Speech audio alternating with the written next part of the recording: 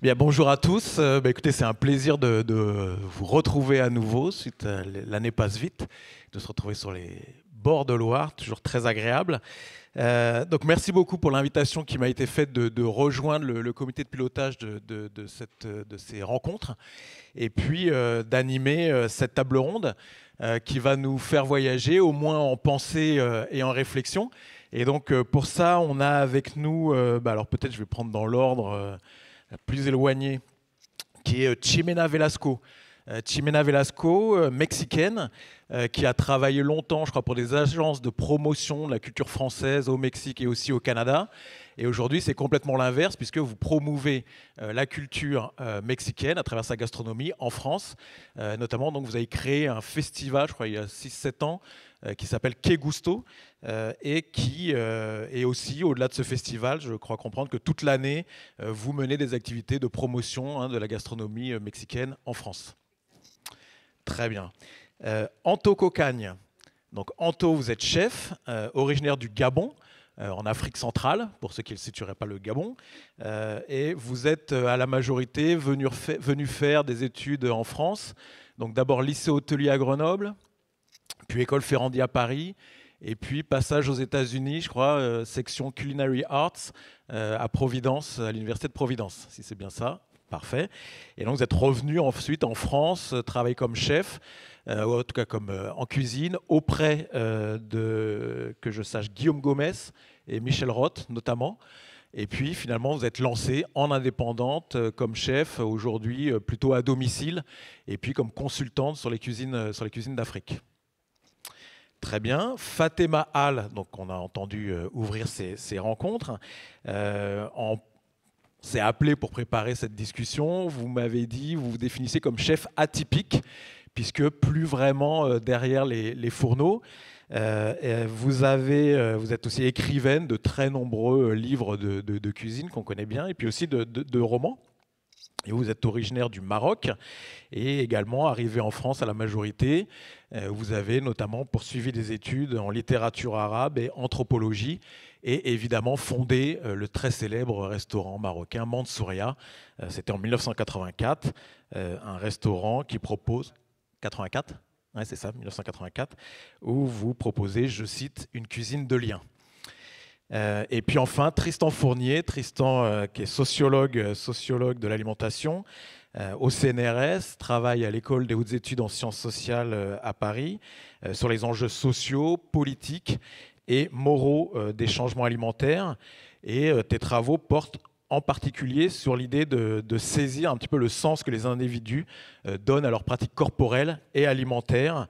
Et récemment, tu as publié au moins 2 ouvrages sur nos relations à la nature, à l'environnement, avec le collègue Sébastien Dalgalarando, L'Utopie sauvage, et puis beaucoup plus récemment, là, qui vient de paraître, Rewilding, Food and the Self, donc le réensauvagement de l'alimentation et de soi.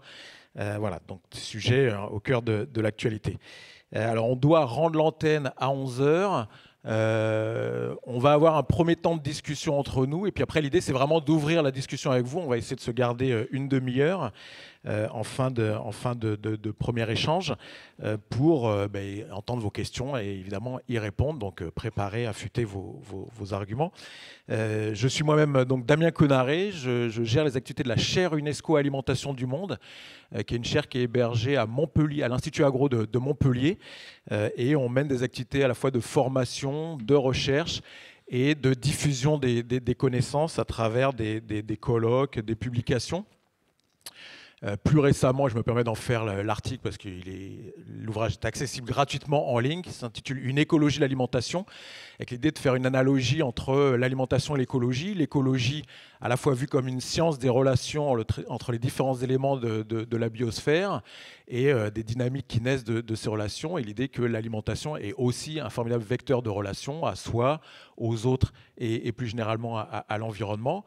Et puis c'est aussi l'écologie politique et l'alimentation vue comme formidable objet politique. Et on est tous concernés, on doit on cherche à manger chaque jour. Et puis l'alimentation traverse de très très nombreux domaines de nos sociétés, de sorte que l'alimentation est éminemment politique et c'est un formidable vecteur de transition à tout point de vue. Donc voilà, un ouvrage que vous retrouvez gratuitement en ligne. Et puis, donc je vous disais aussi des diffusions de connaissances à travers des colloques. Et en l'occurrence, on avait organisé il y a 2 ans maintenant un colloque qui s'intitulait « Genre et alimentation à l'épreuve de la vie urbaine en Amérique latine, Afrique, Asie ». Donc on était voilà, au cœur du sujet qui va nous concerner ces 2 jours. Une conférence qui avait donné lieu d'ailleurs à une revue spéciale, un numéro spécial de la revue Anthropology of Food. Voilà, j'ai amené quelques exemplaires en tirage papier. Mais là aussi, il est accessible gratuitement en ligne, donc n'hésitez pas. Voilà, donc je voulais aussi m'associer aux remerciements qui avaient été faits en introduction et aussi donc féliciter les organisateurs d'avoir affronté ce sujet qui est à la fois complètement évident, presque tellement évident qu'on l'a peut-être un peu trop oublié pendant trop longtemps. Évident, tant les rapports de genre, ça a déjà été dit, les divisions genrées du travail en alimentation et toutes les inégalités qui en suivent sont particulièrement prégnantes dans le monde de l'alimentation. Et depuis la production, la transformation, évidemment le travail en cuisine, les différents métiers de bouche, la distribution, on est dans un secteur, un domaine où s'opèrent effectivement des inégalités particulièrement flagrantes ou en tout cas des rapports de genre très marqués dans la division du travail. Et puis, c'est aussi un sujet éminemment complexe. Et je pense, en tout cas ça n'engage que moi, mais que cette question du genre, de l'identité autour du genre, est, je pense, une vraie ligne de fracture générationnelle. C'est-à-dire qu'il me semble qu'il y a vraiment une fracture entre les anciens, dont je suis, et les modernes, les plus jeunes, qui ont une approche extrêmement ouverte, extrêmement décloisonnée, beaucoup plus fluide de ces questions que nous n'avions, nous. Moi, j'ai grandi une génération, la question du genre était totalement impensée, c'était un non-sujet complet. Aujourd'hui, en matière d'identité de genre, on peut se revendiquer d'être A, demi, pan, inter, fluide, non-binaire, etc. Donc c'est assez fascinant de voir effectivement cette ouverture sur ces questions qui peut amener de temps en temps aussi à des situations un petit peu cocasses. Anecdote, mais assez récemment, moi j'ai eu à m'inscrire à une conférence où avant de nous demander notre nom, prénom, d'ailleurs je pense, oui non, j'espère, je pense pas que c'était cette conférence-là en l'occurrence, mais où on nous demandait notre genre. Bon, pourquoi pas. Et donc il y avait quatre possibilités, homme, femme, autre, et la 4e était ne souhaite pas le dire. Donc je trouve ça plutôt intéressant. Pourquoi nous demander la question si une des possibilités est de ne pas le dire? Bon, voilà, ça paraissait un petit peu spécieux finalement de devoir nous définir sur une identité de genre quand on pouvait éventuellement ne pas le dire. Bon, voilà, pour dire que voilà, ça peut aussi amener de temps en temps à des situations quelque peu cocasses comme celle-ci. En tout cas, quoi qu'il en soit, bravo encore d'aborder ce thème. Ça a été évoqué, effectivement, notamment en cuisine, parce que je sais qu'il y a beaucoup d'élèves hôteliers ici. On sait la violence qui a été faite aux femmes et qu'aujourd'hui, c'est des choses qui sortent. C'est effectivement très heureux. Donc bravo pour cela. Peut-être un peu moins bravo, si je peux me permettre, sur le titre de notre table ronde. Cuisine du monde, une affaire de femmes, point d'interrogation. Alors cuisine du monde, ça me ramène aussi à l'idée de musique du monde, c'est-à-dire qu'à un moment, quand on ne sait plus de quoi on parle ou on n'a pas envie d'énumérer, bon, certes, c'est évidemment très pratique, hein, on va pas pinailler, mais évidemment, le risque, c'est d'amener un espèce de fourre-tout où tout ce qui n'est pas, en gros, de chez nous, qui est un peu exotique, un petit peu d'ailleurs, voilà, serait recouvert sur le motif cuisine du monde. Bon, mais passons, on sait que c'est quand même une certaine praticité. Ensuite, sur une affaire de femme, alors point d'interrogation quand même, on est poli, mais il y a peut-être un vague petit sous-entendu hein, que ailleurs, la cuisine serait une affaire de femmes. Ben, ça nous a été rappelé avec le très bon exemple polynésien où ben non, c'est pas une évidence. Ailleurs, c'est pas forcément plus genré la division du travail que chez nous. Et à cet égard, peut-être, alors avant que justement nous allions ailleurs, Tristan, je sais que tu suis régulièrement une étude de l'INSEE qui justement étudie la division du travail en cuisine et c'est peut-être pas aussi clair que ce qui nous a été dit tout à l'heure en introduction et qu'en plus c'est une étude sur la durée, donc peut-être des premiers éléments et puis après on voyagera, mais déjà en France, qu'en est-il effectivement du travail en cuisine et de la division genrée de ce travail? Bonjour à tous. Bonjour à toutes et tous. Je ne sais pas si le micro marche, non? Si, c'est bon, pardon. Merci pour l'invitation et merci pour cette question. Effectivement, alors j'allais dire toutes les cultures humaines étudiées par les sciences sociales, on va dire presque, parce qu'en Polynésie, ça n'a pas l'air d'être le cas. Mais dans toutes ces cultures humaines étudiées, eh bien, ce qu'on remarque en matière de cuisine et d'alimentation, eh bien, c'est que les femmes portent la plus grande charge physique et mentale. Et justement, en France, donc, on a une enquête de l'INSEE qui s'appelle les enquêtes emploi du temps, qui a plusieurs avantages. Le premier, c'est de porter sur des très grands échantillons, c'est plusieurs milliers de personnes, donc on a une espèce de garantie de représentativité assez intéressante. Le deuxième avantage, c'est que, comme tu le disais Damien, c'est que c'est une enquête qui est récurrente. Il y a eu au moins 3 vagues de cette enquête qui ont été faites, donc en 85, en 98, en 2010, si ma mémoire est bonne. Et ça nous permet justement de mesurer des évolutions. Dans cette enquête emploi du temps, on observe justement quelle part du temps on consacre à la cuisine notamment. Et ce qui est très intéressant, c'est de remarquer que l'implication, en tout cas le temps de travail que les femmes ont consacré à la cuisine durant ces 25 dernières années, eh bien, il a considérablement changé. Il a beaucoup baissé. Il est passé en moyenne d'1h41 par jour consacré à la cuisine à 1h06. Donc en 25 ans, on a eu une baisse assez considérable. Et en revanche, du point de vue des hommes, il n'y a eu aucun changement. Strictement aucun changement. On est à 24 minutes par jour en moyenne, en 85 et en 2010. Donc c'est intéressant parce que ça permet de voir que, contrairement à plein d'idées reçues, tout à l'heure on parlait de justement l'implication plus grande des hommes en cuisine, ce n'est pas vraiment le cas. Alors je vais en parler juste après, c'est une population spécifique qui est étudiée dans ces enquêtes, mais c'est déjà un premier élément assez important à préciser. Donc ça veut dire que l'évolution, eh bien, elle est liée non pas justement à une plus grande implication des hommes, mais à une moindre implication des femmes. Et donc c'est peut-être ça qu'on reparlera tout à l'heure dans la table ronde, c'est qu'on peut imaginer que le fait que les femmes passent moins de temps à cuisiner, c'est surtout lié au développement, par exemple, de services alimentaires, de technologies alimentaires, l'apparition des robots ménagers, des surgelés, des plats préparés, la démocratisation de la restauration hors foyer. De plus en plus de monde mange dans la restauration privée, les cantines scolaires ou d'entreprise, etc., etc. L'apparition de services alimentaires aussi, les livraisons, le drive, etc.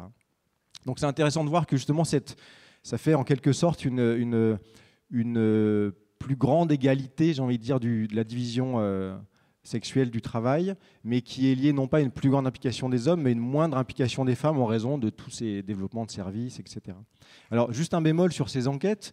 Elle concerne des couples hétérosexuels et ça va jusqu'en 2010. Donc ça fait beaucoup de limites dont il faut avoir conscience.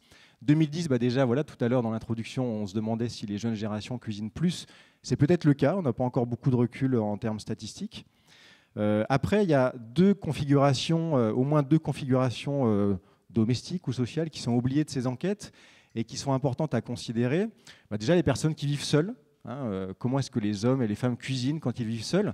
Il y a de plus en plus de célibataires en France, notamment chez les personnes âgées, ce qui est lié à l'évolution de l'espérance de vie.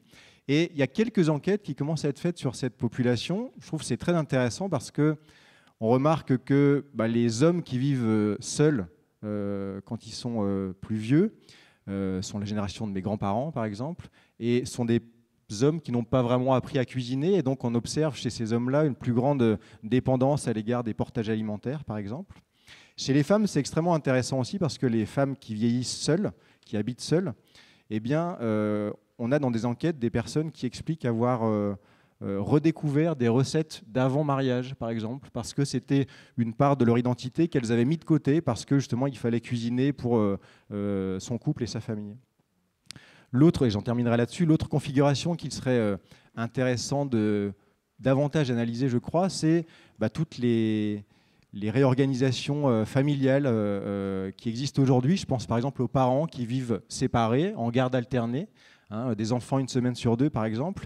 Et on commence pareil à avoir quelques enquêtes qui viennent là-dessus, et c'est intéressant de voir comment les hommes justement cuisinent et s'occupent d'un point de vue alimentaire de leurs enfants la semaine où ils les ont. Et c'est un bon point d'observation justement pour regarder que justement ce qu'on appelle le care alimentaire se distribue pas de la même manière. Hein. On observe, il y a des enquêtes par exemple dans le nord de l'Europe où on observe que, que les hommes, quand ils sont avec leurs enfants, font plus souvent appel aux services de livraison à domicile, vont plus souvent dans des restaurants pour ce qui participe à une espèce d'évasion du quotidien, caractère extraordinaire de la cuisine, hein, une initiation justement à des plats épicés, des choses comme ça. Donc en tout cas une reconfiguration de cet ordre de genre qui ne va pas forcément vers plus d'égalité, mais qui en tout cas est assez changeant. Voilà. Entendu, merci beaucoup pour cette première mise au point. Alors on a 2 profils de chefs avec nous et donc ça a été évoqué aussi en introduction, mais de la difficulté de s'imposer dans un monde qui n'était pas, et a priori ne vous attendait pas, et donc peut-être de comprendre comment ça s'est passé, les difficultés de s'y imposer, les bifurcations que ça a éventuellement imposé dans votre parcours. Donc peut-être Anto nous expliquer un peu comment ça s'est passé à vos débuts, comment vous avez réussi ou non à vous imposer au Gabon, comment ça s'est passé, comment vous voyez la situation évoluer. Bonjour à tous et merci aussi pour l'invitation. Pour ma part, alors je suis arrivée en France en 2002 pour me former en cuisine et mon objectif quand je suis arrivée, c'était de repartir au Gabon pour pouvoir travailler la cuisine du pays, mais de façon moderne, de façon gastronomique. Et en 2010, une fois que j'avais fait mes études, je suis repartie au Gabon. Et c'est vrai que ça a été un peu la douche froide parce que après avoir fait différentes études, travailler avec les plus grands chefs, en plus je revenais des États-Unis, donc je parlais anglais, je n'ai pas réussi à trouver du travail. La première chose qu'on m'a dit, alors c'était un grand groupe français, il y avait le magazine L'Hôtellerie-Restauration, et enfin le journal, et je découvre en fait qu'il y a une demande, une proposition d'emploi pour le Gabon, et je me dis, comme c'est chez moi, je vais postuler à ce poste-là, parce que je regarde les qualifications qui sont demandées, je trouve que j'ai toutes les qualifications et les diplômes en plus. Donc je pars au Gabon en me disant, je suis du pays, en plus je vais leur coûter moins cher, je connais la cuisine, je connais les produits du pays, donc forcément on va m'embaucher. Et là, à l'accueil, quand j'arrive et je dis, je viens pour le poste, voilà mon CV, on me dit, non, on ne vous prend pas, on ne veut pas de femme à ce poste-là. Et je dis, mais vous n'avez pas regardé mon CV, je viens de France, j'ai fait telle école, j'ai travaillé dans tel restaurant avec tel chef. On me dit, non, mais ici, les femmes, ça cuisine à la maison. Et on ne peut pas vous prendre pour ce poste-là. Pour ce poste, on veut un homme. Et je leur dis, mais regardez quand même le CV, je peux même, si vous voulez, on fait une période d'essai. Et à l'accueil, on m'a dit non, les femmes, c'est trop compliqué. Après, vous allez tomber enceinte. Après, j'étais choquée, parce qu'à l'époque, c'était en 2010 qu'on me dit ça en face, parce qu'en général, ce sont des choses qu'on ne dit pas forcément. Et donc, pour moi, ça a été vraiment la douche froide. Parce que je me suis rendu compte que j'avais fait énormément de sacrifices, parce qu'entre 2010 et 2002, entre 2002 et 2010, je ne suis pas rentrée au Gabon, je n'ai pas vu mes parents, et donc c'est parce que durant la formation, on a des stages pendant les vacances d'été, et de revenir 8 ans après pour qu'on me dise ça, franchement, ça a été très, très, très dur. Et je me suis dit, bon, c'est pas grave, je vais monter ma propre entreprise, tant pis, parce que moi, l'objectif, c'était d'abord de travailler pour une entreprise avant de faire la mienne. Et là, j'ai encore été confrontée au fait que, encore aujourd'hui, dans beaucoup de pays d'Afrique, les banques ne prêtent pas pour des projets de restauration. On prête pour autre chose, pour d'autres projets, mais un projet de restauration, pour eux, c'est pas très sûr, en fait, comme projet. Et c'est toutes ces choses-là qui m'ont poussée à revenir en France, parce que ce n'était pas le projet premier. Et en revenant en France, alors, les gens ne vous le disent pas forcément de face, mais vous sentez que quand vous êtes une femme, vous devez prouver encore plus que vous êtes compétente. Et encore plus quand vous êtes d'origine africaine. Donc, dès que j'arrivais, tout de suite, on me demande quelle école, quel chef, avec quel chef vous avez travaillé, quelle maison, enfin, c'est beaucoup de ces questions-là. Et quand vous commencez à travailler, il y a de la matière, genre comme si, enfin, c'est vrai que c'est pas toujours évident, mais ça c'est une chose que j'ai remarqué, c'est qu'en tant que femme et en tant que personne d'origine africaine, il fallait montrer encore plus qu'on était valeureuse. Et ce qui m'a fait mal, c'est quand j'ai vu au Gabon le poste qui a été pris, ils ont pris une personne, ils ont pris un homme, et un homme qui n'était même pas originaire du pays. Et ça se trouve, il était peut-être nul, en fait, mais juste parce que c'était un homme, on l'a pris. Et c'est ça qui est encore beaucoup sur le continent. On est souvent confronté à ce genre, justement, à ce genre de soucis. D'accord. Et du coup, c'est peut-être des inégalités, donc vous l'avez évoqué aussi, que vous avez retrouvé malgré tout en France. On parlait, au niveau de la rémunération aussi, c'est des choses auxquelles vous avez été confrontés, d'inégalités de oui, traitement. Complètement. La rémunération n'est pas la même. Vous pouvez avoir fait les mêmes écoles, avoir fait les mêmes, avoir le même parcours. À chaque fois, nous, on doit toujours se battre pour dire mais je veux être payé autant que tel chef. C'est vraiment compliqué au point où maintenant, moi, ce que je fais, en tout cas pour moi, ce n'est plus moi qui gère cette partie de rémunération. J'ai pris quelqu'un qui est un homme et c'est lui qui va négocier les contrats pour moi. Parce que quand les personnes sont en face de moi, à chaque fois, ils tirent les prix vers le bas, tout le temps. Et encore un exemple très récent où j'ai une collègue chef qui a été invitée au Festival de Cannes, et les chefs hommes qui, eux, étaient mis dans des palaces, les chefs femmes qui sont venus étaient dans pour le même événement, qui étaient dans des hôtels de moindre qualité.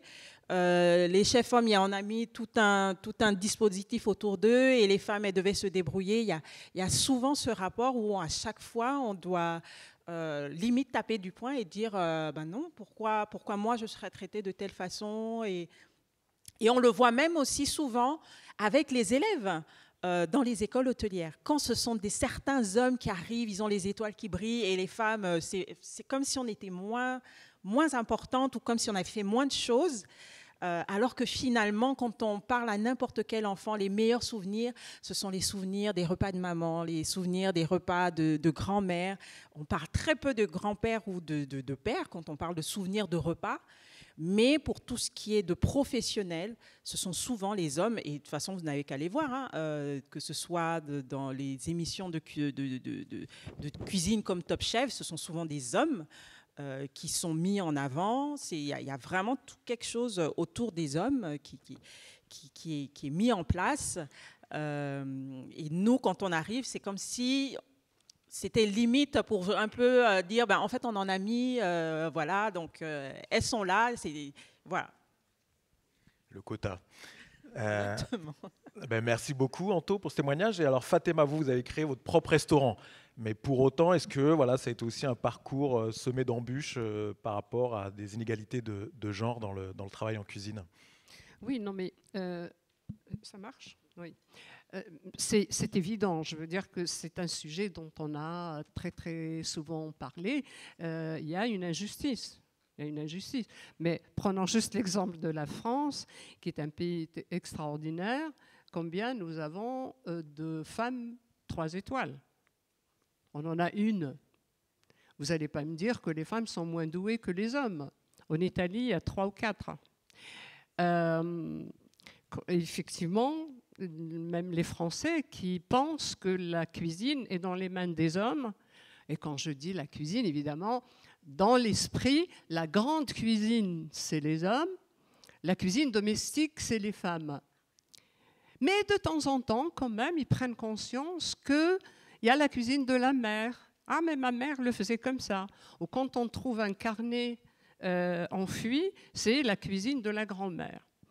Oui, j'ai subi la même chose et on subit toujours la même chose et jusqu'à maintenant. Je pense que le regard, mais quand vous avez dit par rapport aux cuisines du monde, oui, souvent les femmes subissent ça et les femmes d'ailleurs subissent doublement ce problème-là. Je me rappelle encore les émissions que j'ai présentées, que j'avais eu la chance d'être invitée avec Joël Robuchon et l'équipe technique qui me regarde et qui dit aux autres « Oh là là, hier on a eu un chef français, c'était très difficile, mais alors elle, il ne pensait même pas une seconde que je pouvais comprendre. Il ne pouvait même pas penser une seconde que j'ai toujours fait de la télévision depuis l'âge de 16 ans. » Donc, forcément, on est tout le temps sous-estimé. Mais moi, à la limite, ça ne m'intéresse plus. Je déteste être victime. Je ne suis pas une victime. Donc, il a suffi finalement de me voir travailler pour changer d'avis. Ce n'est pas ça qui m'intéresse ici. Ce qui m'intéresse ici, c'est on est à Tours. On est dans l'université la plus importante au monde. Ce qui m'intéresse ici, je suis venue ici, c'est pour que le regard même des sociologues, des anthropologues, change un peu par rapport à l'écriture même. Parce que demain, c'est ça qu'on va donner, c'est cette transmission-là qui est faussée dès le départ. Moi, quand je vois... quand on parle de ma culture, de ma civilisation, on dit que c'est une tradition orale. Excusez-moi, non, on n'est pas qu'une tradition orale. Nous avons beaucoup écrit. On a écrit avant l'histoire de la gastronomie française. On a écrit à partir du IXe siècle. Donc c'est ça qu'il faudrait voir. Mais dans cette écriture-là, pour revenir au genre... Est-ce qu'il y a un genre féminin? Est-ce qu'il y a un genre masculin? Bien entendu, la culture a joué un rôle dans ce genre. Comment finalement, à qualité égale, comment les femmes s'expriment et les hommes s'expriment? On ne peut pas, du jour au lendemain, parce qu'on a les mêmes chances, combien même, bon, on a 3 étoiles, qu'on va s'exprimer différemment. Et combien même, est-ce que toutes les femmes se ressemblent? Est-ce que tous les hommes se ressemblent? Je ne sais pas, moi, Alexandre Mazia à Marseille, moi j'ai l'impression que c'est son côté féminin qui s'exprime.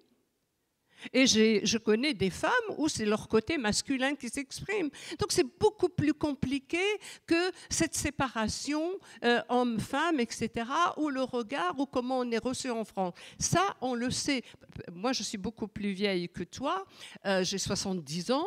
J'ai ouvert mon restaurant. Donc, même si je veux vous tromper sur mon âge ou mentir, il y a mes enfants et mes petits-enfants et le restaurant. Je veux dire, on a déjà débattu de ça. Je viens du ministère des droits des femmes. J'étais aussi un peu féministe. Donc tout ça, on l'a fait. Ce qui m'intéresse, c'est qu'est-ce qu'on laissera demain comme écriture à nos enfants. Là, actuellement, nous n'avons pas assisté à la création de l'automobile. Nous n'avons pas assisté à la création de la photographie. Nous n'avons pas assisté à la création du cinéma, etc.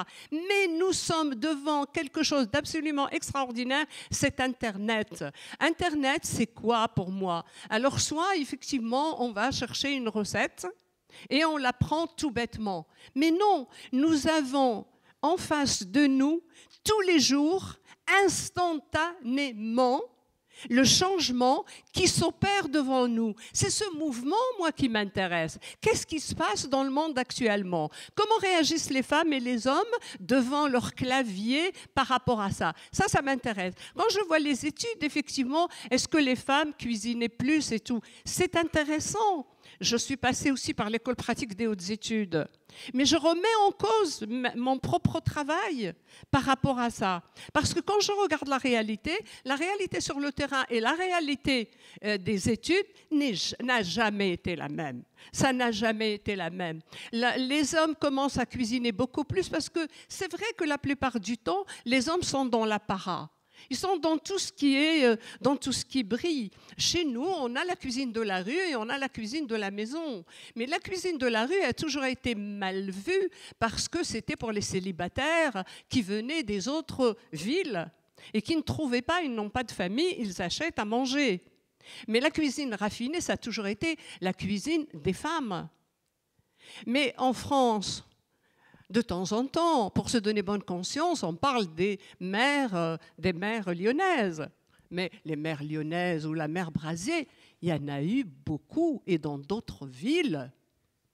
Mais on n'en parle pas. Donc, si vous voulez, ici, c'est ça qui m'intéresse. Mais pour dire est-ce que j'étais victime ou ça, bien entendu, j'étais victime. Mais je n'ai jamais laissé personne m'attaquer. Je sais me défendre à part entière. Parfait.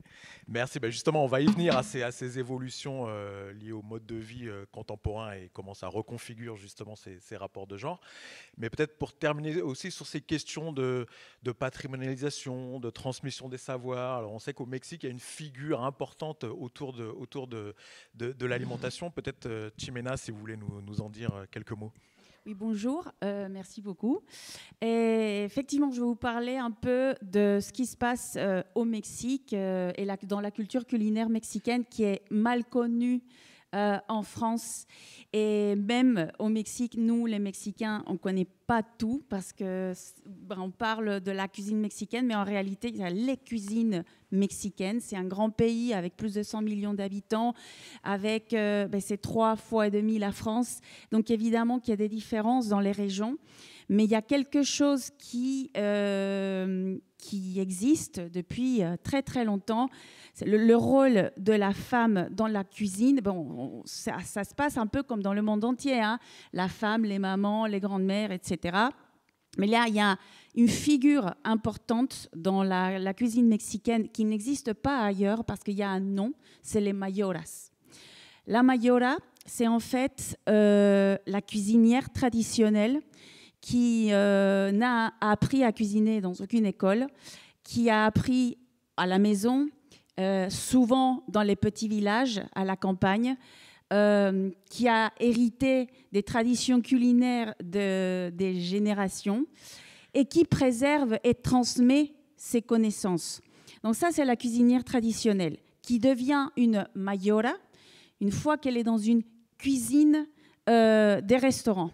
C'est elle la chef, c'est elle la capitaine qui gère tout, la gestion des achats, la préparation des aliments. Et donc son rôle, c'est de préserver le goût et les saveurs, la touche, nous on appelle ça au Mexique le sazón, c'est la touche personnelle et la touche qui fait en sorte qu'un plat soit vraiment mexicain, qui soit respecté. Et donc c'est elle la boss. Donc on la respecte dans les cuisines. Ce rôle existe toujours dans les restaurants de cuisine mexicaine. Et elle est vraiment respectée. Voilà, on dit la mayora, elle dit qu'il faut mettre plus de sel, on va mettre plus de sel pour que ce plat soit vraiment authentique. Donc ça existe toujours. C'est en voie de disparition. Aujourd'hui, il y a dans la jeune génération des étudiantes donc, qui ont la chance de voyager, qui partent à l'étranger, souvent en France, pour se former en cuisine avec les techniques françaises, qui reviennent au Mexique, mais qui souhaitent aussi préserver cette importance et ce rôle de mayora. Donc il y a une prise de conscience aujourd'hui dans les nouvelles générations et même de la part des hommes, les jeunes hommes qui se forment en tant que chefs, eux-mêmes, ils disent, moi dans mon restaurant de cuisine mexicaine, j'ai besoin d'une mayora parce que c'est elle qui va nous transmettre le vrai goût, les vraies recettes. Et en parlant de recettes, nous, au Mexique, il y a une vraie transmission orale. Aujourd'hui, on a des livres de recettes. Aujourd'hui, on a des livres, on a la rousse de la cuisine mexicaine, etc.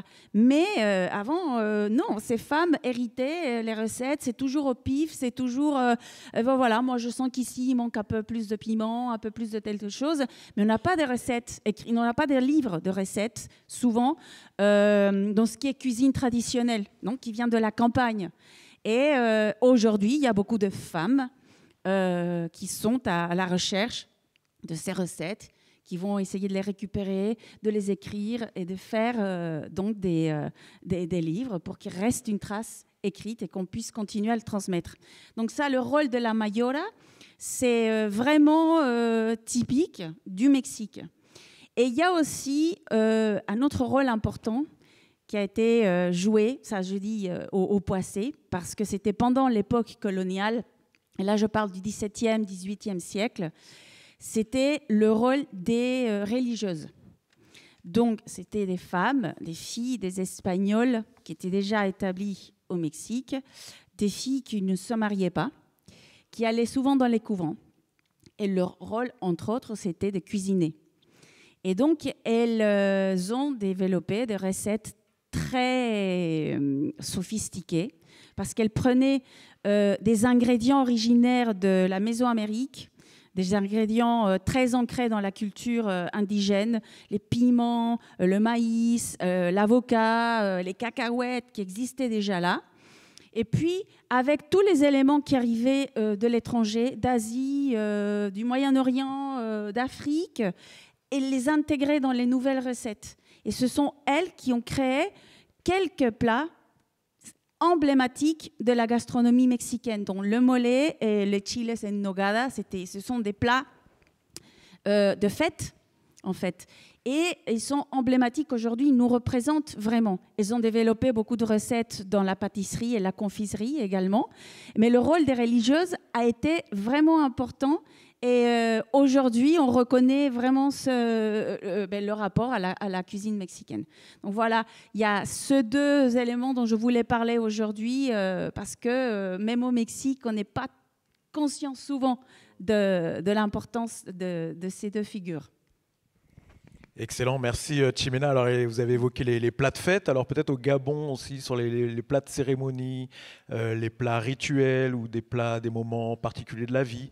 On sait qu'aussi, il peut y avoir un certain mélange des genres, en l'occurrence, sur qui cuisine et pour qui et pourquoi.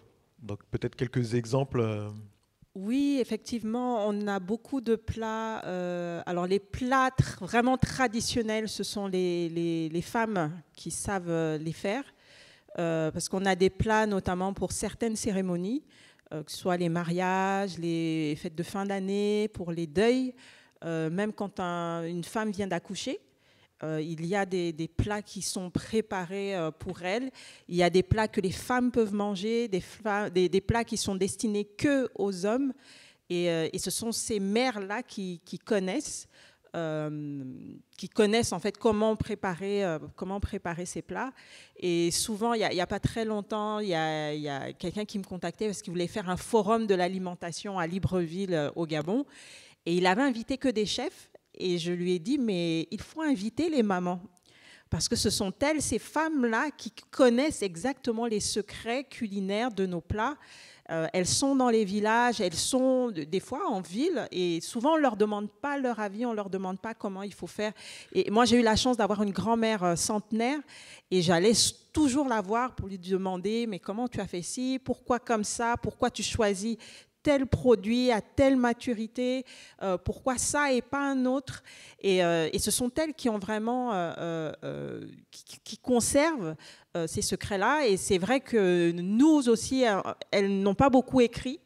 Donc moi, ce que je faisais, c'était d'écrire à chaque fois quand j'allais voir la grand-mère, d'écrire, de noter, parce qu'on a aussi une cuisine intuitive. Quand elle dit qu'il faut mettre un peu de sel, mais un peu, c'est quoi ? C'est une cuillère à café, c'est une pincée, c'est une poignée, ça veut tout dire. En tout cas, pour quelqu'un qui a l'habitude de cuisiner avec un livre où tout est grammé et pesé au gramme près, c'est souvent très compliqué. Et donc, c'est en regardant souvent, et c'est pour ça que moi je passais mon temps dans les cuisines avec elle, c'est en regardant comment elle, les gestes, et après en pratiquant au fur et à mesure, en pratiquant.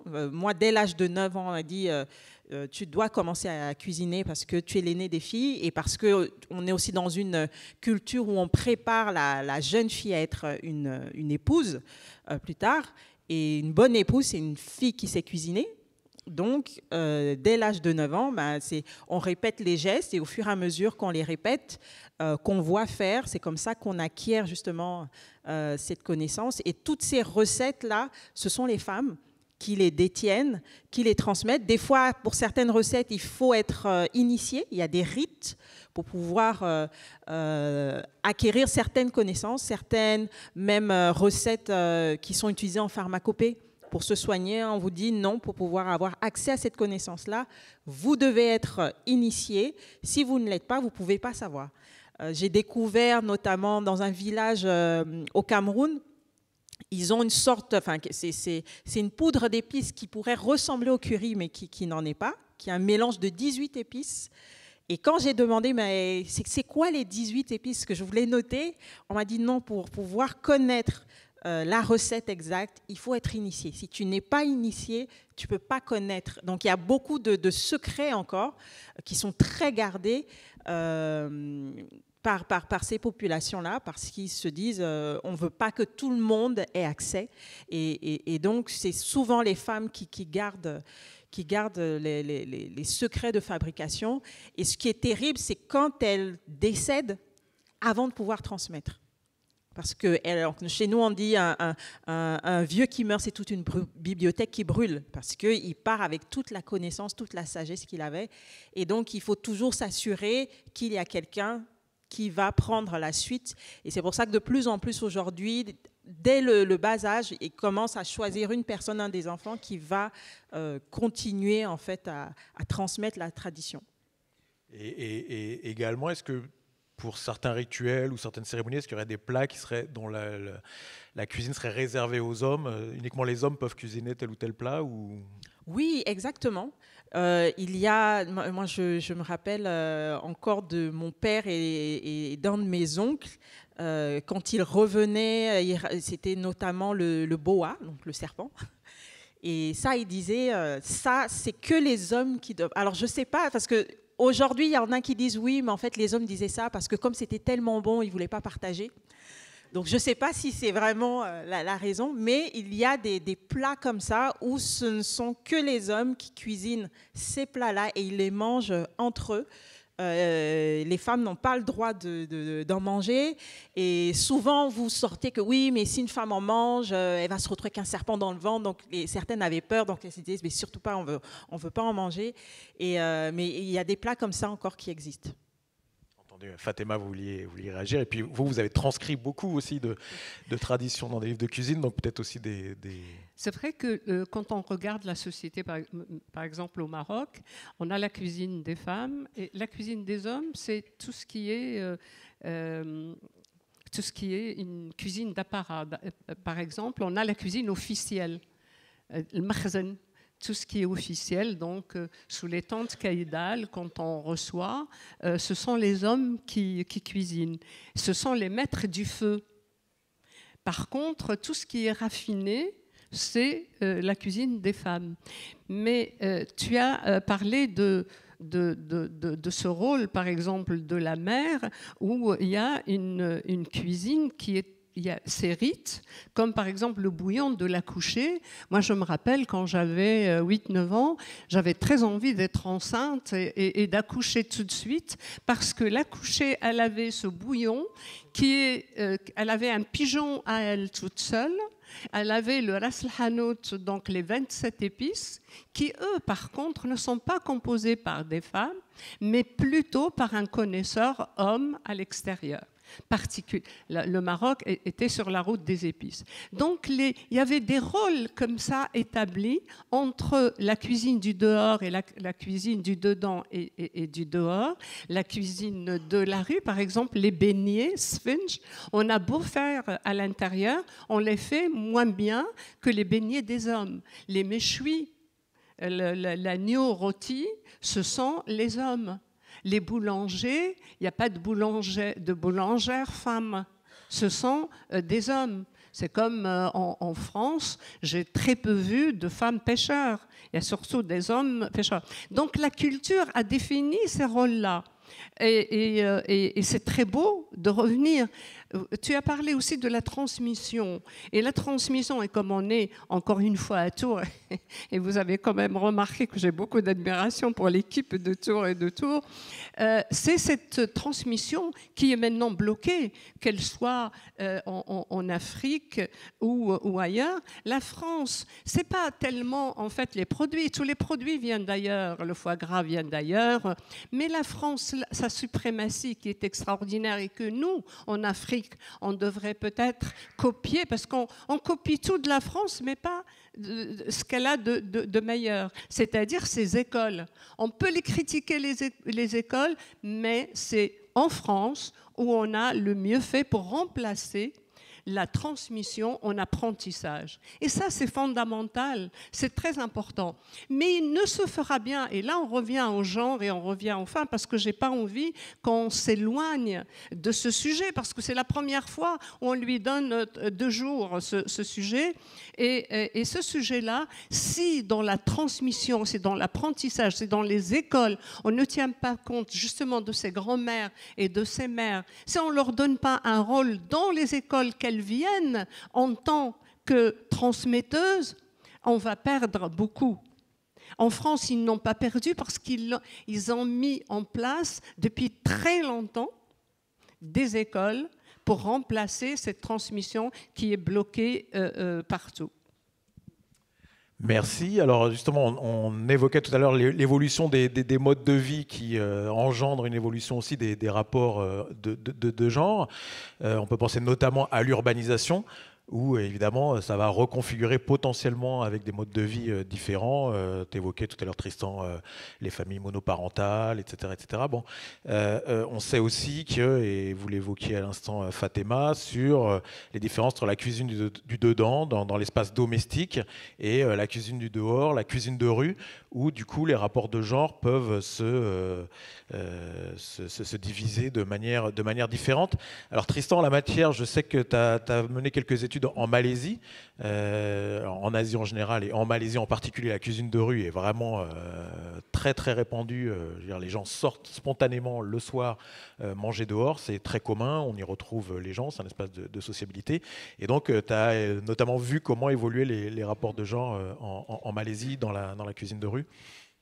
C'est vrai que l'idée, c'était de regarder ce qui se passe dans des espaces où on mange beaucoup à l'extérieur, pour voir comment justement le fait de libérer ce temps de préparation culinaire produit plus ou moins d'égalité. C'était un peu ça l'objectif. Donc ouais, je suis impliqué dans un programme de recherche en Malaisie, donc, qui est chapeauté par Jean-Pierre Poulain et Élise Moignard. Et si tu me permets, si on a le temps, j'aimerais bien prendre quelques minutes juste pour vous donner un peu quelques idées d'une enquête là-bas. Alors, la Malaisie, tu l'as dit, donc on y mange beaucoup dehors. C'est un des pays où on mange le plus à l'extérieur. Comparativement à la France, c'est énormément plus. On y mange même le petit déjeuner à l'extérieur. Il y a presque un petit déjeuner sur 2 qui est pris à l'extérieur. Donc c'est très différent de ce qui se passe, par exemple, ici en France ou en Europe. Et j'aimerais vous raconter une anecdote de terrain. Donc durant mon dernier séjour là-bas, donc je prends un petit hôtel dans la banlieue de Kuala Lumpur. Et le premier matin, je suis à la terrasse de mon hôtel, je prends mon petit déjeuner, et juste en face, il y a un stand de street food, donc de vente de rue, comme ça. Et puis je me mets à le regarder, et ça va devenir petit à petit justement un terrain d'enquête, parce que ça s'est révélé être très intéressant. Donc ce stand de rue, il vend ce qu'on appelle le nasi lemak, qui est un des produits qu'on mange le plus en Malaisie au petit déjeuner. Alors je vais essayer de vous raconter un peu ce que c'est. C'est presque l'heure du petit déj encore, donc peut-être ça va être alléchant pour vous. Donc imaginez une feuille de bananier que vous pliez comme ça dans un petit paquet. Quand vous dépliez cette feuille, dedans il y a une portion de riz qui est cuit dans du lait de coco, qui est arrosé de sauce pimentée, quelques cacahuètes, une tranche de concombre, un quart d'œuf dur et des petits anchois séchés puis frits. C'est ça le nasi lemak en général. Donc vous refermez la feuille et vous avez un petit paquet comme ça. Et donc ce stand vendait des nasi lemak. Ça coûte 1 ringgit, ça fait à peu près 20 centimes d'euros. Donc c'est très peu cher pour là-bas aussi. Et je me suis mis à observer ça. Et tous les jours, donc c'est ouvert de 6h à 10h du matin. Et puis j'ai commencé à prendre une feuille, à noter qui vient, combien de personnes, quels sont les horaires de pointe. Et puis on commence à observer justement des choses assez intéressantes comme ça. Et donc j'aimerais vous partager 3 anecdotes comme ça, 3 faits qui se sont révélés être, je crois, assez intéressants, en tout cas qui m'ont mis un peu en discussion sur ces questions de genre et d'alimentation. Le premier point, eh bien, c'est que la grande majorité des clients sont des clientes, sont des femmes qui viennent acheter des paquets de Nacilémac, et la plupart du temps, elles en achètent plusieurs, un petit sac, elles repartent avec un petit sac. Et donc, une première hypothèse est qu'elles viennent pour en donner à d'autres, et donc peut-être qu'elles viennent justement pour acheter des petits déjeuners qu'elles ramènent en famille. D'accord ? Donc, le temps de préparation culinaire est libéré, mais la charge d'aller acheter à manger leur incombe toujours. Ça, c'est un premier point.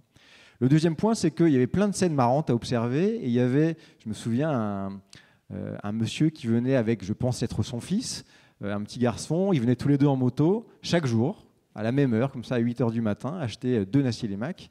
Et il y avait tout un rituel autour de la socialisation. Tu parlais que c'était un espace de sociabilité, c'est vraiment ça, les espaces de rue comme ça où on mange à l'extérieur.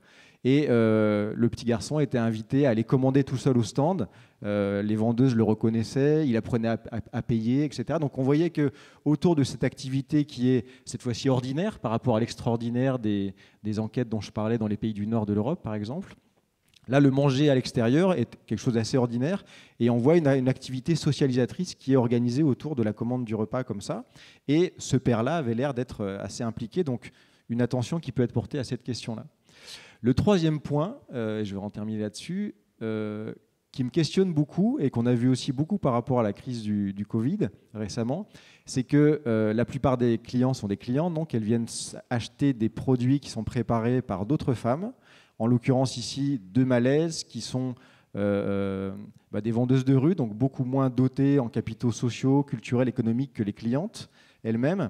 Et je crois qu'il faut être attentif au fait que l'urbanisation et la marchandisation de l'alimentation qui l'accompagne, elle rend pas tellement, elle produit pas tellement plus d'égalité en termes de genre, mais surtout elle rend visible d'autres formes d'inégalité. C'est-à-dire que ces personnes-là, hommes et femmes, deviennent, en tout cas s'appuient sur des personnes qui sont de classe sociale populaire. Et donc on voit d'autres formes d'inégalité réapparaître. Vous vous souvenez, pendant le Covid, et c'était très relayé par les médias, les personnes des grands centres urbains pouvaient continuer à manger parce qu'elles commandaient à manger, elles allaient au supermarché, etc. Parce que d'autres personnes, d'autres origines sociales, d'autres origines ethniques, etc., continuaient à travailler pendant que nous, justement, on ne travaillait plus de la même manière. Et donc, ce sont les hôtes de caisse, ce sont les livreurs, etc. Et donc, je crois qu'il faut être attentif au fait que dans cette question de l'urbanisation et de la marchandisation de l'alimentation, il n'y a pas tellement plus d'égalité de genre de mon point de vue. C'est surtout qu'il faut voir comment différentes formes d'inégalité sociale s'imbriquent, s'articulent. En sciences sociales, on appelle ça les approches intersectionnelles. C'est l'idée de regarder ensemble les questions de genre, les questions d'origine, les questions de classe sociale, et de voir comment tout ceci s'imbrique et produit des rapports à l'alimentation particuliers. Parfait, merci beaucoup Tristan. Alors peut-être passer de la Malaisie au Mexique où l'alimentation de rue est aussi relativement répandue. Donc peut-être comprendre comment se passe, et effectivement entre la cuisine du dedans, du dehors, est-ce que les rapports de genre s'inversent ou voilà, comment ça...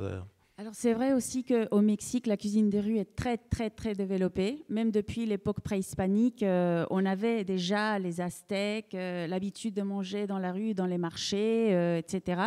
Et donc ça continue aujourd'hui. Il y en a partout des étalages. Nous, on n'a pas l'habitude d'avoir des food trucks. C'est vraiment des étalages assez improvisés qu'on a un peu partout. Et c'est toujours de la cuisine mexicaine que l'on mange. On ne va pas trouver des hamburgers ou de la cuisine chinoise dans la rue. C'est vraiment la cuisine mexicaine. Et il faut dire aussi qu'au Mexique, on mange toute la journée. On grignote toute la journée, à n'importe quelle heure. Mais il y a aussi ces étalages où on va prendre le petit déjeuner assez costaud avant d'aller travailler. Donc on voit en général les femmes en train de préparer les aliments. Nous, notamment, on a pour le petit déjeuner, c'est pas léger, c'est un jus d'orange en général frais, et puis le tamal. Le tamal, c'est une papillote de maïs enveloppée soit dans la feuille de maïs, soit dans la feuille de bananier ou d'autres feuilles. On mange, donc c'est la pâte de maïs, et on rajoute soit de la viande, soit de légumes, une petite sauce piquante ou pas, et puis on fait cuire à la vapeur. Et donc ça, en général, on mange ça au petit déjeuner dans la rue, vite fait, avec un jus et une boisson qui s'appelle atole, qui est aussi faite à base de maïs. Donc c'est pas très léger, c'est costaud. Et en général, moi j'entendais ce que vous disiez, la clientèle, la plupart de la clientèle, ce sont des hommes. J'ai réfléchi à ça là, à l'instant, je n'avais pas réalisé. Mais c'est vrai, les femmes cuisinent donc dans la rue, en général les familles, donc la maman, la fille, la petite fille. Et puis les hommes qui sortent aussi des bureaux, qui viennent prendre le petit déjeuner ou même le déjeuner, ils viennent, et ce sont pour la plupart des hommes. Mais c'est très très important, c'est vrai, la cuisine de rue au Mexique également. Et ben voilà. Mais il y a aussi une chose à laquelle je pensais récemment, c'est que quand vous me demandiez s'il y avait des femmes qui vendaient de la nourriture à travers les réseaux sociaux. Et j'ai vu qu'ici, en tout cas en France, ça s'est développé beaucoup plus à partir de la pandémie, post-pandémie. Et en regardant un petit peu mon histoire, mon enfance, j'ai remarqué qu'au Mexique, ça se fait depuis très longtemps. Donc les femmes, pour arrondir les fins de mois, les grandes-mères ou même les jeunes, ils vendent de la nourriture. Il y a un plat spécifique qu'elles savent faire, préparé, qui est spécialement bon chez elles.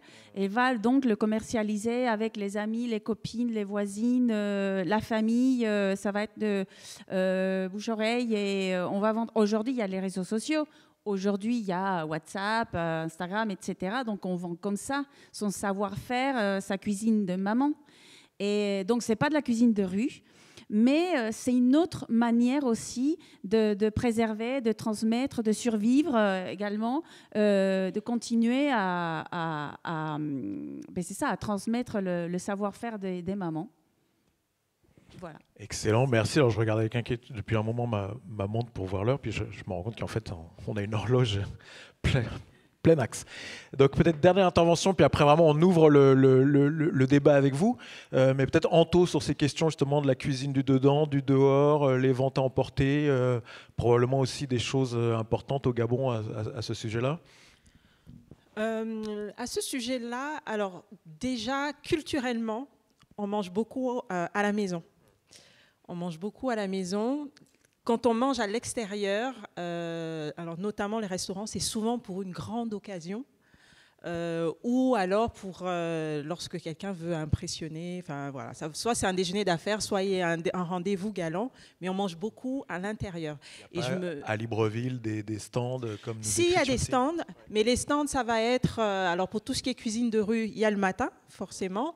Le matin pour le petit déjeuner, donc que ce soit les étudiants, ceux qui vont travailler, qui vont acheter, alors ça peut être des sandwichs, ça peut être ce qu'on appelle le beignet haricots, donc c'est une pâte à beignet qui est frite, qui est servie avec des haricots qu'on mange sur le pouce, de la bouillie de mil ou alors de maïs.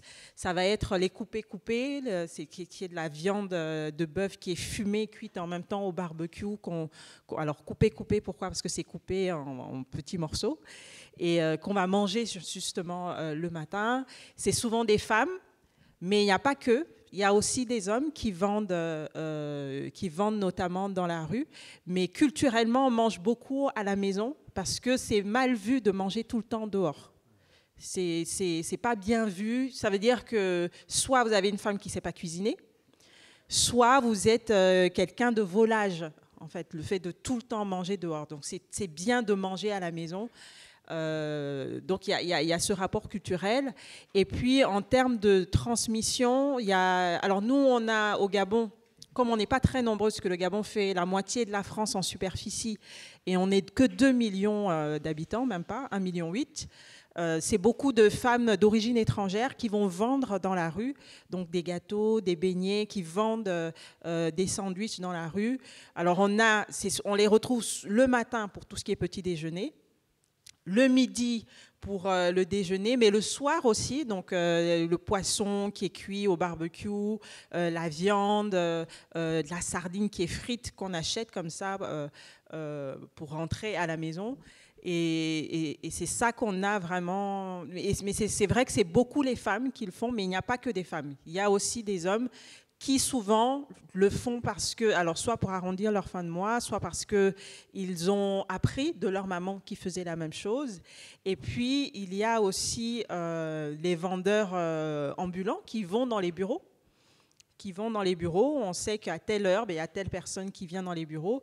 Et notamment avec la pandémie, il y a beaucoup qui ont aussi vendu via WhatsApp. On a maintenant des applications aujourd'hui qui ressemblent un peu à Uber, mais à Uber Eats, mais qui ne s'appellent pas Uber Eats, où vous pouvez vendre vous avez une carte et vous pouvez vendre vos services de nourriture, de livraison au travers de ces applications-là. Entendu, merci beaucoup. Donc, écoutez, on s'ouvre à vos questions. Donc, n'hésitez pas. Peut-être présentez-vous si vous le jugez utile. Si vous savez à qui vous la posez, dites-le nous. Alors, je vois un bras qui se lève là, au deuxième rang, en bas. Je ne sais pas qui a les micros. Ouais.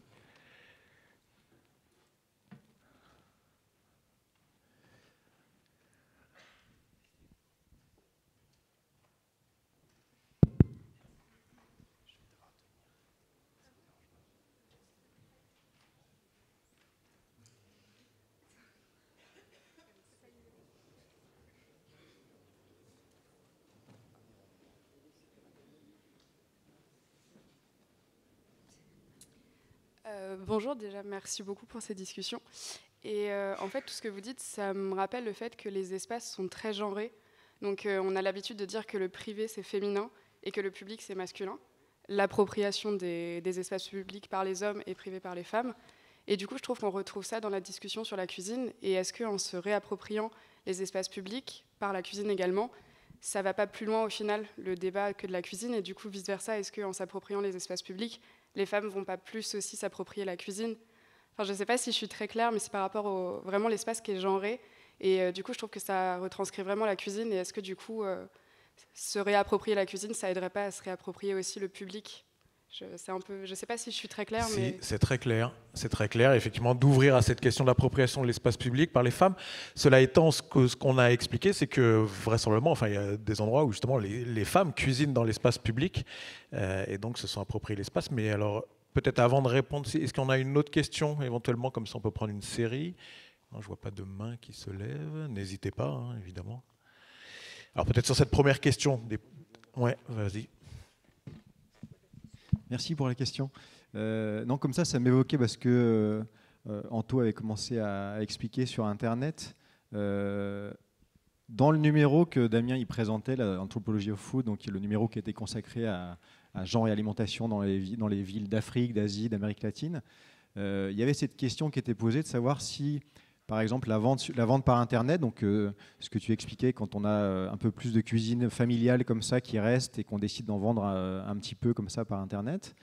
Dans ce numéro-là, la question était posée de se dire, est-ce que Internet contribue justement à la fois faire rentrer les hommes dans les cuisines domestiques, parce qu'on a de plus en plus d'applications pour cuisiner, de plus en plus d'émissions de télé, etc. Et donc ça invite, parce que la cuisine est aujourd'hui une activité encore plus valorisée et valorisable, et donc on voit des hommes qui commencent à s'y intéresser maintenant. Et de l'autre sens, que les femmes, par ce dispositif qu'est Internet, peuvent vendre un petit peu d'alimentation, ça permettrait de les amener, de les tirer vers l'espace public, parce que justement, sans véritablement sortir et s'approprier l'espace public, on remarque qu'elles peuvent justement échanger avec d'autres personnes, récupérer un peu d'argent, etc. Et donc, je dis parce que ça pose une vraie question, je n'ai pas vraiment de réponse et je pense qu'il faut un peu de recul pour voir qu'est-ce que ça produit en termes de changement.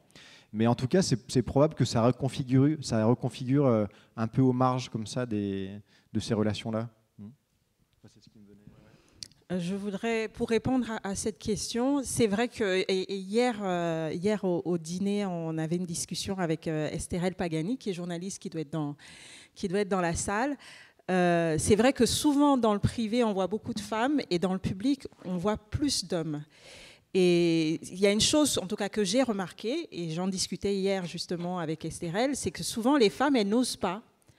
Elles préfèrent rester dans le privé, et même quand elles font des choses extraordinaires, moi je passe mon temps à faire de la veille, à rechercher toujours de nouveaux profils. J'ai une émission de radio où j'interviens tous les mois, et souvent il faut de nouveaux invités, et je passe mon temps à chercher des femmes. Et très souvent, quand j'en découvre, c'est limite comme si elles n'avaient pas le droit, elles ne voulaient pas se montrer. Elles disaient, ben non, c'est pas exceptionnel ce que je fais, c'est normal. Et à chaque fois, je dis non, il faudrait que tu sois mise plus en avant, il faudrait qu'on te voit plus, il faudrait communiquer sur ce que tu fais. Et souvent, ce sont les femmes elles-mêmes qui se mettent en retrait, qui n'osent pas, qui trouvent que c'est pas exceptionnel, qu'elles ont toujours fait ça.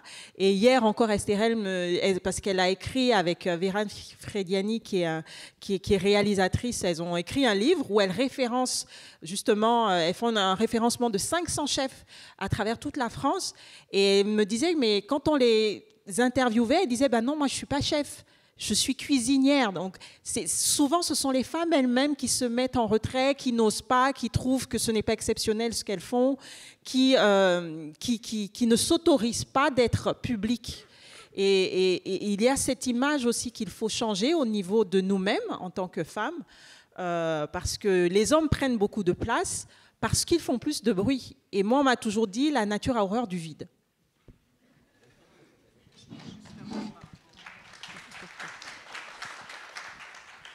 Ou peut-être qu'il faudrait expliquer que dans la cuisine, la cuisinière, le cuisinier, cuisine, c'est un acte, c'est un travail, mais un chef, non.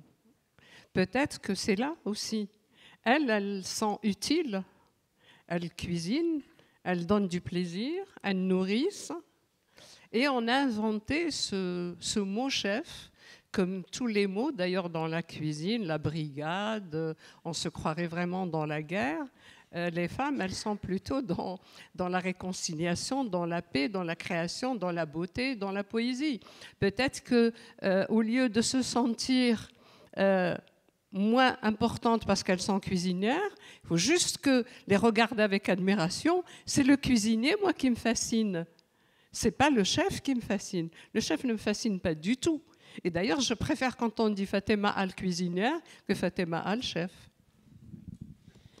Oui, il y a aussi, peut-être j'ai remarqué, je ne sais pas si j'exagère dans ce sens-là, mais je me fais la réflexion, il y a un besoin chez l'homme de se montrer, de ressortir. Et on voit beaucoup ce phénomène du chef d'Instagram, voilà, celui qui ne cuisine pas mais qui se montre, celui qui a repris des recettes et sa contribution, ce qui n'est pas mal non plus, mais c'est de rendre les plats typiques plus jolis, plus élégants.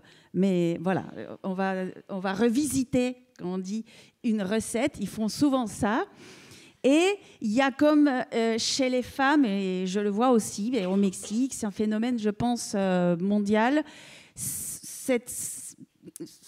Elles n'osent pas, mais il y a aussi peut-être moins besoin de se montrer, de ressortir. Non, c'est aussi une habitude, une coutume qu'on a héritée depuis des générations c'est vrai, il faut être humble, il ne faut pas trop se montrer, il y a ça, mais il y a aussi qu'on a moins besoin de vouloir sortir dans la photo et de se montrer. C'est quelque chose de très masculin. Peut-être, je ne sais pas, à réfléchir. Mais je lance ça, donc il y a énormément de chefs hommes pour la photo, voilà. Et beaucoup plus de femmes qui cuisinent vraiment, qui sont vraiment en cuisine, qui sont moins dans les photos, moins dans les médias et qui changent les choses depuis les cuisines, quoi. Je pense. Et je voulais aussi mentionner Ah oui, c'est vrai. Non, mais j'attends parce que là, Si, allez-y, on rebondira après. Continuez. Je voulais juste parler d'un ami en commun qui s'appelle Éric Guérin. C'est un chef étoilé qui a la mare aux oiseaux. Et lui, c'est un exemple vraiment. Il a voulu lancer cette année des dîners à 4 mains avec des femmes. Des femmes d'ailleurs. Parce qu'il a compris, il comprend très bien, c'est quelqu'un de très sensible, qui comprend très bien l'importance de la femme et de la cuisine traditionnelle de la femme dans la transmission. Donc il a décidé de faire cette année 3 dîners avec des femmes d'ailleurs. Donc Fatima était l'invitée et la chef Béatrice González du Mexique. Et il y a eu aussi Georgia Naviu qui a été invitée. Donc il y a aussi une volonté des chefs hommes, au moins on le voit maintenant, de montrer et de transmettre cette importance de la femme et d'ailleurs dans la cuisine. Parfait. Alors, n'hésitez pas à vous manifester si vous avez des questions, mais peut-être pour rebondir quand même sur la question qui était posée, sur la conquête de l'espace public. Chimena, vous me disiez que les choses changent aussi au Mexique, entre la cuisine du dedans et du dehors, et notamment des restaurants. Alors, on ne parle plus forcément de la cuisine de rue, des restaurants, où là, de plus en plus de couples s'établissent, ce qui n'était pas le cas auparavant. Oui, dans les nouvelles générations, j'ai observé maintenant, à chaque fois que je vais au Mexique, je vois des couples, effectivement, des jeunes qui se rencontrent à l'école, souvent à l'école hôtelière, dans les écoles de cuisine, qui décident de se mettre ensemble, d'ouvrir un restaurant et tous les deux ont leur place dans le restaurant. Voilà, ça c'est la nouvelle génération.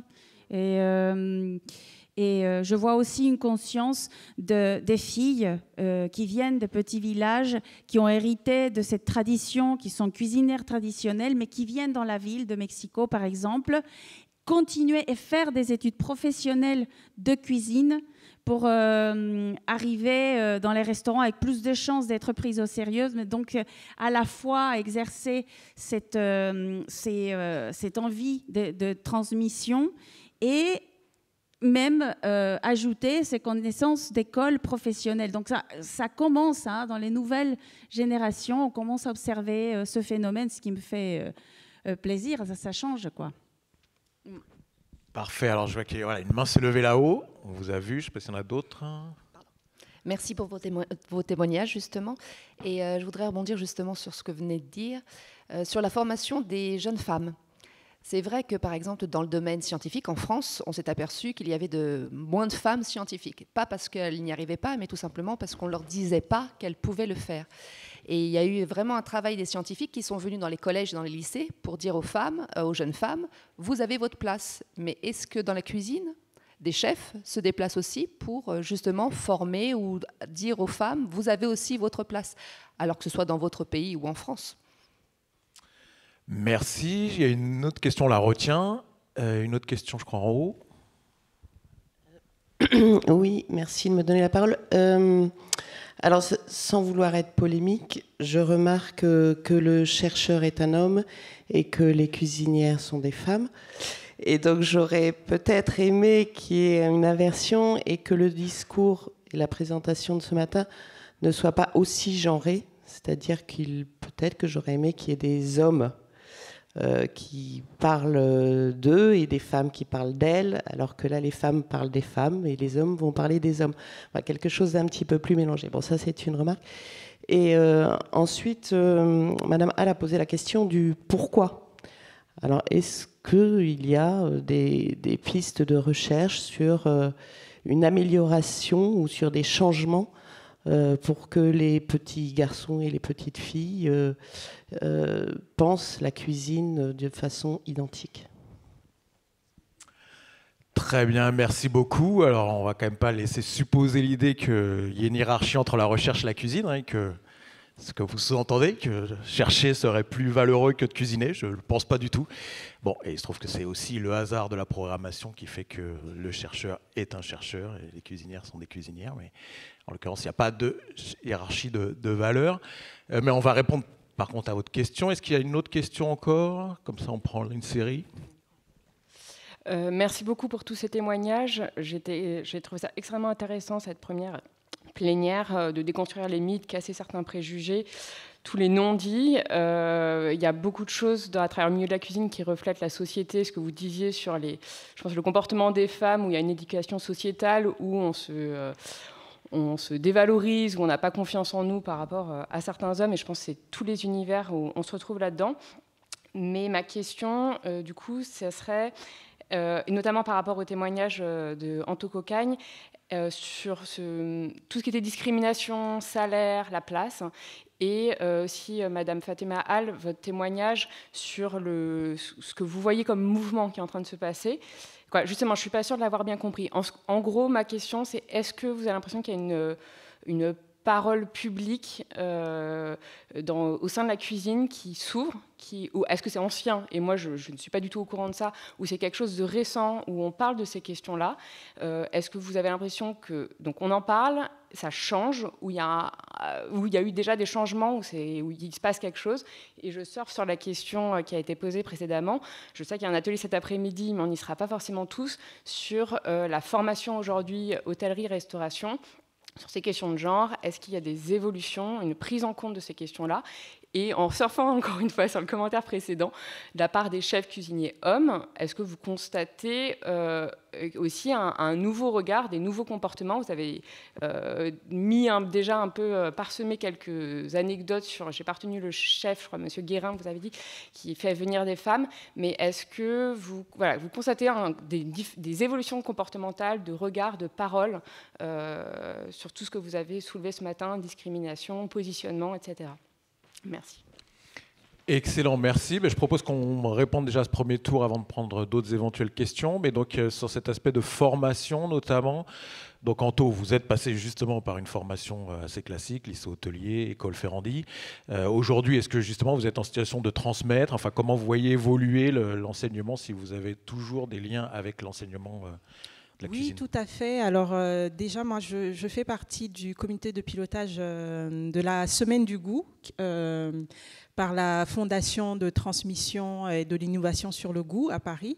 Et donc, chaque année, on a une rencontre qu'on appelle la rencontre des chefs de demain, qui est une rencontre qu'on fait avec les lycées hôteliers. Alors, on est beaucoup sur Paris, parce que les chefs, la plupart des chefs qui sont libres le lundi ne veulent pas aller beaucoup trop loin. Mais c'est vrai qu'il y a une demande par rapport à d'autres lycées hôteliers plus loin en France. Et ce qu'on fait chaque année pendant la Semaine du goût, c'est de se retrouver, d'aller dans les écoles hôtelières et de montrer différents profils de restauration, aussi bien hommes que femmes, et différents profils de style de restauration, pour justement parler aux jeunes et leur dire, à la fin de vos études, voici ce qui est possible de faire. Et ce qu'on fait, c'est surtout de parler aux jeunes filles, parce qu'on remarque que souvent, c'est 50-50 au niveau de la formation, mais après la formation, très peu, et ça, c'est pas seulement valable en France, hein, je le vois aussi dans les écoles de cuisine dans beaucoup de pays d'Afrique où je vais, finalement, il en reste plus que souvent 30%, voire 20%, qui continuent à travailler dans le métier. Et pour le côté Afrique, dans tous les groupes hôteliers, dans les postes à responsabilité, que ce soit en cuisine ou en restauration, c'est essentiellement des hommes. Et moi, je me bats chaque année quand j'y vais, notamment avec le festival que j'ai créé. Et là, l'année prochaine, nous serons à Abidjan, en Côte d'Ivoire. Et le thème, ce sera justement durant la journée mondiale de lutte pour le droit des femmes.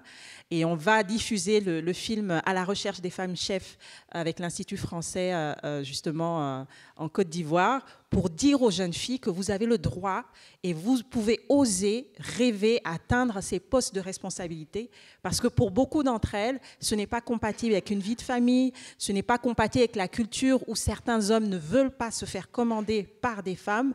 Et sur le continent, en tout cas, on a il y a encore beaucoup de travail de ce côté-là pour encourager les jeunes filles à oser rêver, atteindre justement ce type de poste. Et est-ce qu'en amont des lycées hôteliers aussi, vous avez des démarches dans les collèges, lycées, pour justement inspirer des jeunes filles à venir vers ces métiers ?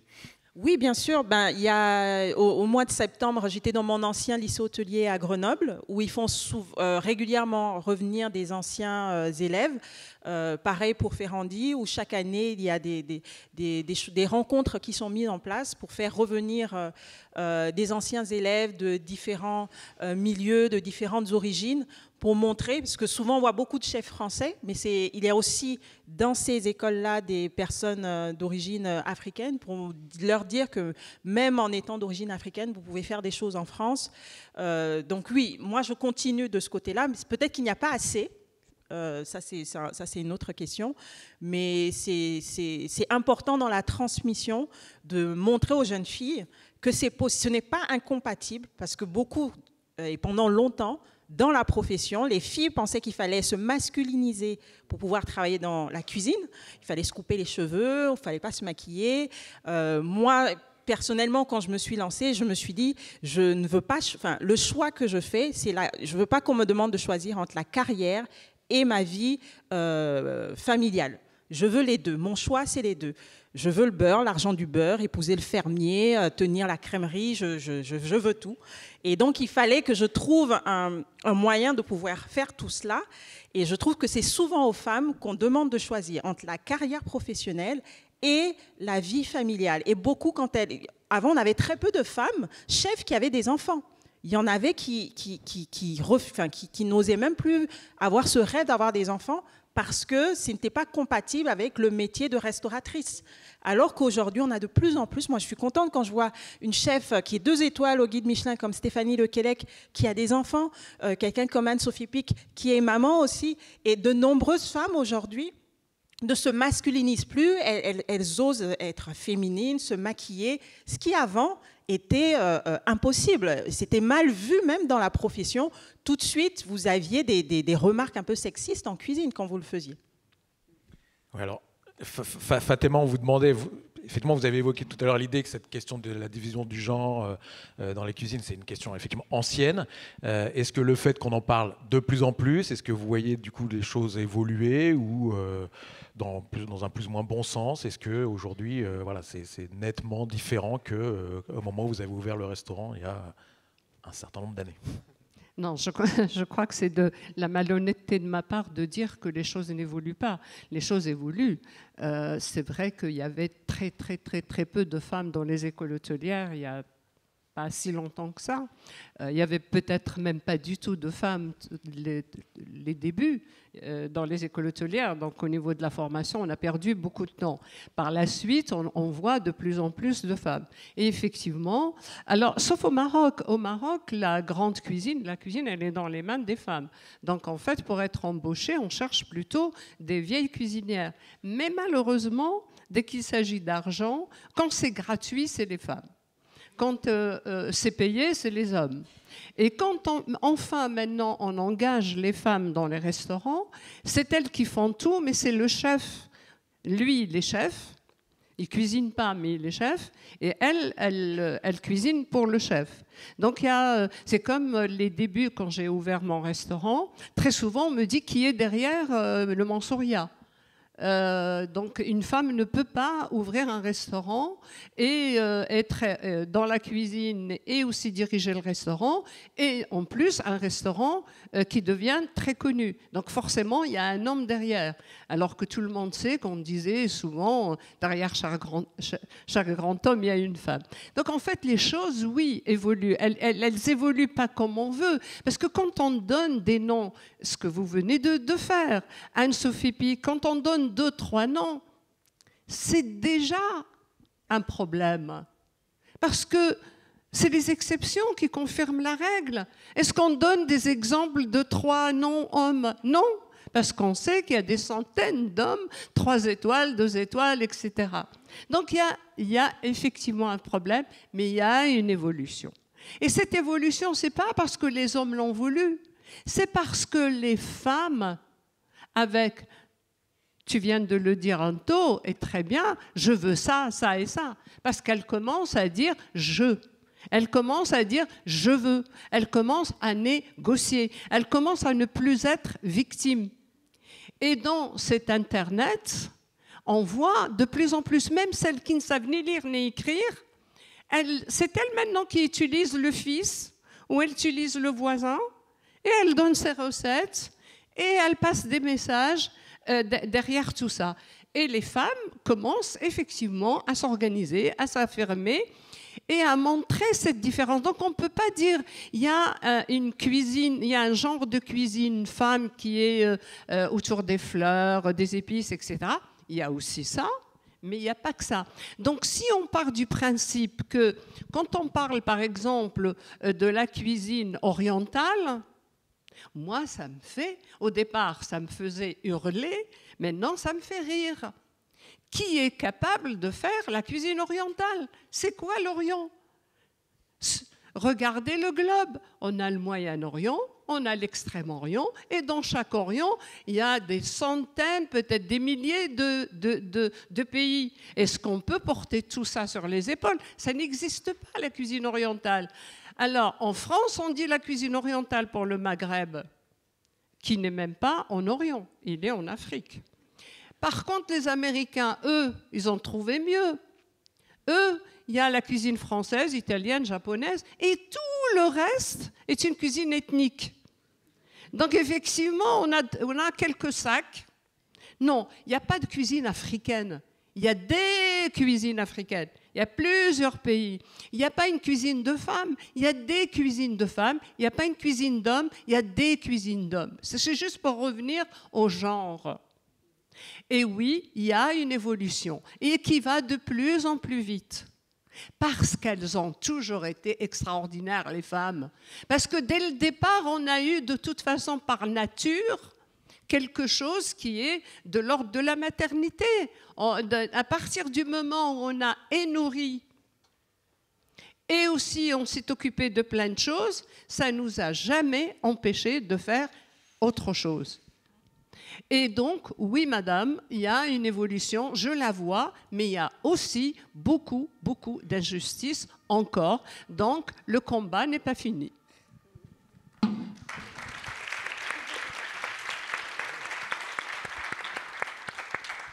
Écoutez, je crois que, voilà.